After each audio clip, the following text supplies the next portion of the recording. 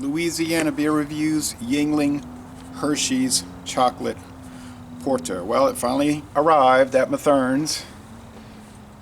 About 2 months ago, I went to Total Wine & More on a Saturday, and I said, do you have it? They didn't know what I was talking about, but the manager, one of the managers said, yeah, it was supposed to come in yesterday, Friday, but it didn't show up. Well, it finally showed up this week. Introduced in 2019, draft only, expanded to bottles also in 2020. Porter with natural flavors. They use Hershey's chocolate syrup, the cocoa powder, and the cocoa nibs in a blend of some sort. No ABV on the bottle. The website says 4.7% alcohol. So it's a collaboration. Yuengling since 1829, Hershey since 1894. All right, I toured the Hershey's factory. My daughter and I toured that one time, and it was really interesting. The whole town smelled like chocolate. Hershey, Pennsylvania. Never toured Yuengling, but I'd like to. A lot of water vapor or smoke coming out this 12-ounce bottle. 355 milliliters, as they'll say in the British Commonwealth countries. All right. Oh, looks like chocolate brown. It's opaque. The head is beige. No sediment. No sediment. Pour it all in there. There's an incredible amount of video reviews, so it's going to take days and days to watch all those, I'm sure. I'm positive of that. What about the review sites? Oh, never mind. I was looking at something else. It gets a good score on Beer Advocate, 87 out of 100.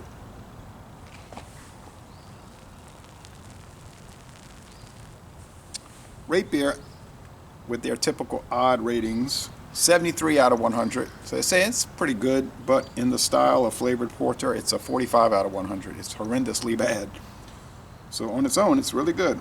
As a flavored porter, it's terrible, they're saying. And it's 78 on Untapped, which is pretty good for Untapped. All right.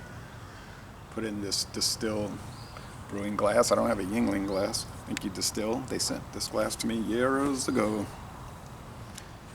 Warming day, cloudy. The sun is coming up above, but it's going to break those clouds soon, I think. It smells like Hershey's chocolate. They ought to make one called Yuengling Hershey dark chocolate. Also. It smells chocolatey. What about beery? I've had the Yuengling Porter. I had forgotten that I had it once. It's not sold around here, though.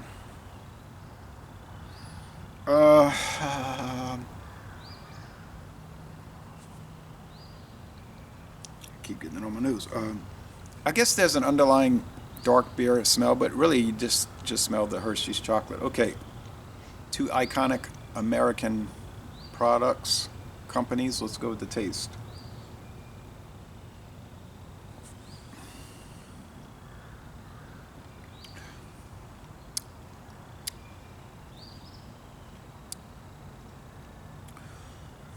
It tastes mostly like the Hershey's powder. We used to mix it with the milk, make chocolate milk. You can bake with it, of course. That's where you usually find the Hershey's cocoa powder in the bacon section and the nibs.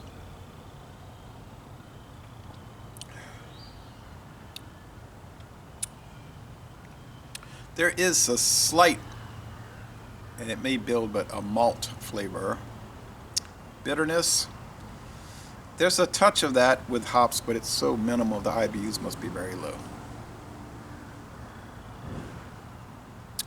Body is medium.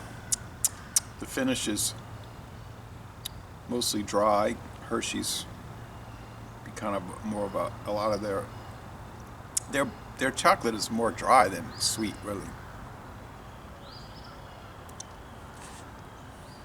And if they're using the baking powder and the baking chocolate nibs, then that would make sense that it tastes more like a baking powder. It tastes more like the baking powder than the Hershey's milk chocolate bar. So that's a little strange, but I guess the chocolate bar that's already manufactured with everything may not work with the beer. So not real sweet. It's more dry than sweet in the whole presentation and the finish. Now I saw some people doing collaborations with ice cream and whatever. I tried that once with Guinness Foreign Extra Stout. It was okay, but then after I turned the camera off and I kept drinking, it was kind of unpleasant because it was just malt and malt. Malt from, because ice cream is made with wheat, malted wheat, I guess it is. It's a diesel truck. And then the malted beer, barley, it was just kind of not good.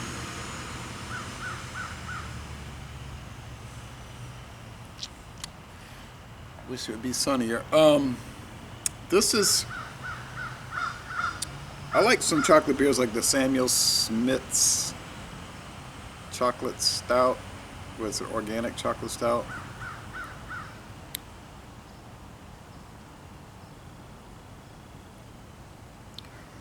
There's been others. Young's Double Chocolate, yes. That has more of a beer flavor. How does this match up to those? I don't think it does very well. Well, it's I was going to say a C. It's okay. But now, let me see. It's $9.99 a six-pack at Matherne's and at Total Wine, I checked. I'm coming around to it, actually. The more I drink it, the better it gets. But the initial flavor wasn't too terrific. It's good. I'll say that, good. Let's go with 84 out of 100. It's in the good range, but not super great. Excuse me. On draft, could be a different experience. I haven't had that. I'm glad I tried it. I just thought that might be in the A range, like be luxurious, rich chocolate. But it isn't so much of that. It's like baker's chocolate with beer, which I don't know if that's a great combination. It's not coming across as a great combination. It's coming across as an adequately, it's not even a B minus, like reasonably or marginally good. 80 to 82, I would say, is marginally good. You can make the argument that it's good. Sitting on this and I probably need to revisit it.